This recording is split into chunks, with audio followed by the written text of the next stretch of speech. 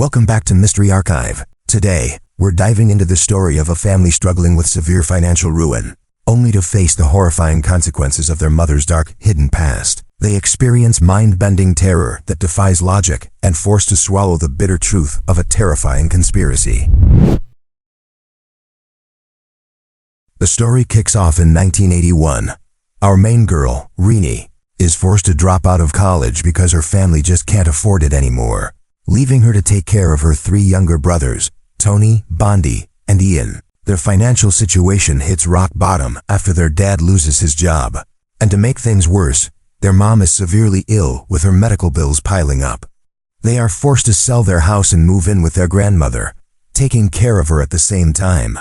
Now they're barely surviving on the music royalties from their mom, who used to be a famous singer. But ever since she got sick, her popularity drowned, meaning those royalty checks are tiny. The mom's condition is incredibly grim. She's completely paralyzed and can't do anything except move her right hand to ring a small bell whenever she needs help. Despite the hardcore struggles, the family stays tight. Until one night, Rini hears the bell ringing from her mom's room. She walks in and sees her mom standing up, facing the window. Rini slowly approaches her, but just as she's about to tap her shoulder, she hears the bell ringing from the bed, warning her as the standing figure slowly turns its head toward her. But hey, it was just a nightmare. When Rini actually wakes up, she hears the bell again. She goes to check on her mom, and terrifyingly, her mom is standing there facing the window. Rini cautiously approaches, but before she touches her shoulder, she glances at the bed. Now her mom is dead. Rini screams for her dad, and everyone rushes in. Few days later, they try to get back to normal. With the mom gone, the dad decides to head into the city for a few days to hunt for a job. That very night, while Tony is listening to the radio, he hears the chilling sound of his mom's bell. He goes to check her empty room, slowly opening the door, and the next night, as Tony tries to sleep listening to the radio, the station keeps changing on its own to play his mom's old songs. He stares at the radio, and suddenly, a voice from the speaker calls his name. Then, he hears the bell right next to him. He sees the ghost of his mother. He flips on the light, and she vanishes. Tony isn't the only one getting terrorized. Bondi and Ian also experience some nightmare. That same night, Ian wakes Bondi up to escort him to the bathroom. By the way, Ian needs a bit of extra attention because he is deaf and mute. The boys finish their business, but on the way back to their room, Ian gets scared looking at a portrait of their mom hanging in the hallway. Being a good brother, Bondi grabs a cloth to cover the painting. But when he throws it, the cloth ends up wrapping over a ghostly figure standing right in front of the picture. They are absolutely paralyzed with fear as they watch the cloth float in the air, taking the shape of a person. They try to run, but thankfully Rini shows up and calms them down. The next day, Rini's friend Hendra drops by and he mentions seeing someone or something inhuman at their mom's funeral, and he claims the same figure is now in the mom's bedroom. Rini is a total skeptic when it comes to the supernatural, so she just decides to hurry back home. But when she gets there, Grandma is missing from her wheelchair. Rini and Bondi search frantically until Bondi screams hysterically from the bathroom. Rini rushes over and finds a gruesome sight. Grandma has drowned in the well. A few days later, Rini finds an unsent letter written by her grandmother, so she asks her friend for help to deliver it to a man named Mr. Budeman. When they arrive, they chat about the letter. In it, Grandma was asking for help from Budeman, who happens to be a journalist, writer, and a massive conspiracy theorist. Budeman spills some tea about Rini's family, revealing that her mom was actually infertile. Yet, somehow, she miraculously had 4 kids. Grandma fully believed her daughter-in-law wasn't praying to God for children, but she was praying to the devil. Rini just smiles at this absolute nonsense. She doesn't buy a word of it, but Budeman gives her an old magazine he wrote so she can read up on it. Meanwhile, Bondi is still deeply traumatized by his grandma's death and starts acting super weird, almost like he suddenly hates little Ian. Because of that, Ian bravely goes to the bathroom alone, but when he opens the door, he sees a tall, dark figure standing there.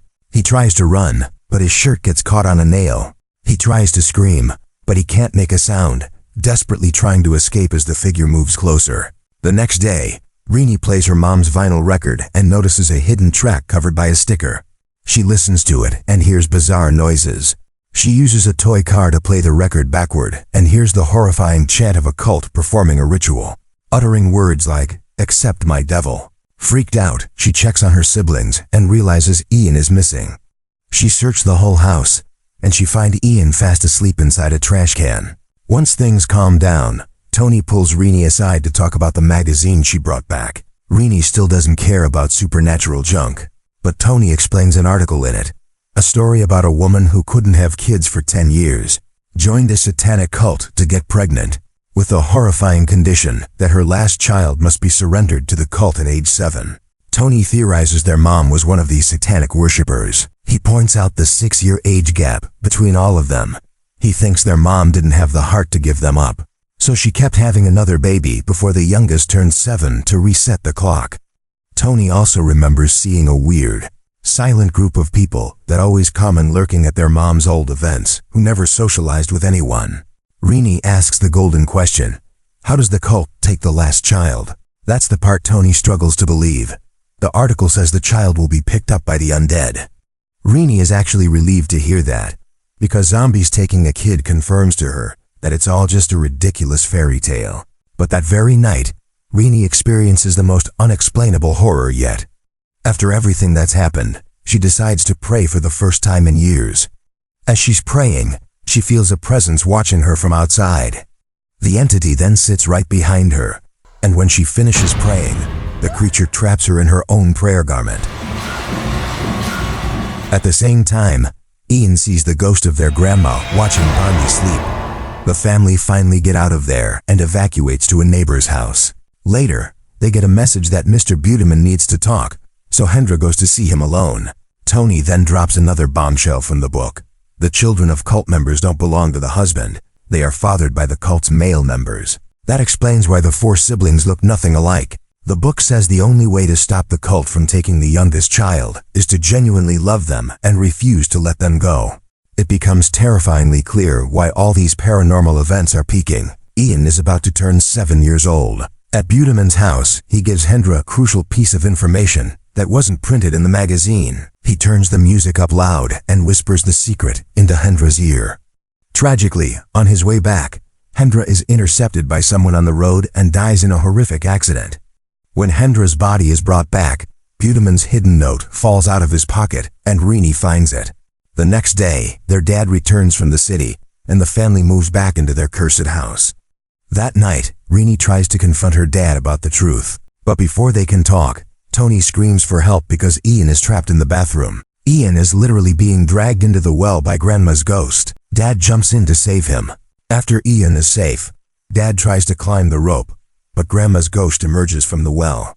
Outside, the cult members dressed in black holding black umbrellas finally arrive for Ian. But oddly, they just stand silently in the rain in front of the house. Inside, the house goes full poltergeist thanks to Grandma's spirit, and only calming down after Bondi decides to save Ian from her. Furious, Dad grabs a knife, storms outside, and dares the cult members to fight him if they want his son. They just stand there in silence. After Dad goes back inside, the cultists drop something on the ground. The next morning, they pack up to move out for good, while also celebrating Ian's 7th birthday. Since their ride is taking forever, Rini takes one last look around the house and finds red seeds on the ground. She doesn't think much of it until she reads Buteman's note that night, and sheer panic sets in. The note reveals a horrifying twist. The last child isn't taken to be sacrificed. The child is the literal spawn of the devil. The cult didn't come to take him. They came to scatter seeds to mark the house for whoever is coming to pick him up.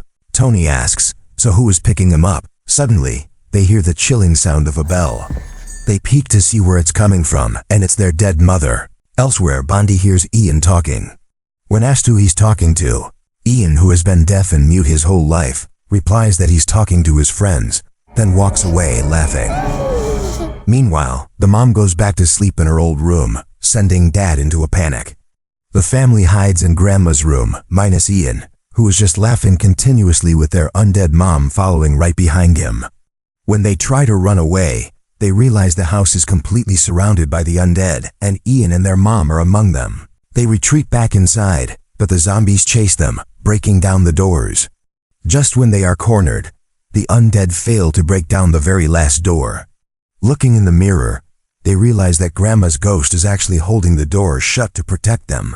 Out of nowhere, Mr. Buteman bursts in through the side door and rescues them.